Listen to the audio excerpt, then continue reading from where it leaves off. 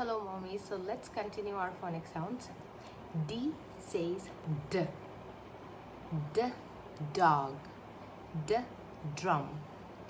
D, dolphin. E. E एक vowel है और E के दो साउंड्स होंगे. एक होगा लॉन्ग साउंड और एक होगा शॉर्ट साउंड. तो लॉन्ग साउंड होगा E. E as an eagle. E, eat, eel, east. ये हो गया लॉन्ग साउंड. और शॉर्ट होगा ए. ए हम जो यूजुअली बच्चों को पढ़ाते हैं ए. ई ए एग. ई ए इंजन. ई ए एलिफेंट. ई ए एम्प्टी. ई ए एम्परर. ई ए एल्बो. तो ध्यान में ये बात रखिएगा कि जब आप ई की साउंड ए बता रहे हैं बच्चों को तो लॉन्ग साउंड के एग्जाम्पल्स मत दीजिए.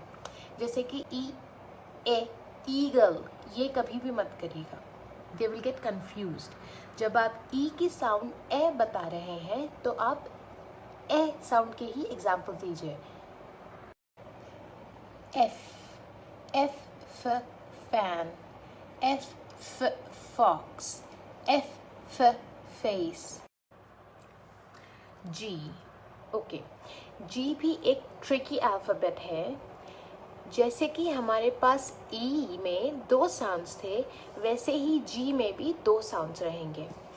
E एक वावल था इसीलिए उसे हम short sound and long sound कहेंगे.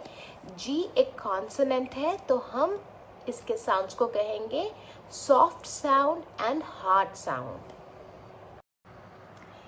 तो मैं आपको पहले हार्ड साउंड के एग्जाम्पल्स दूंगी जो हम यूजुअली बच्चों को पढ़ाते हैं.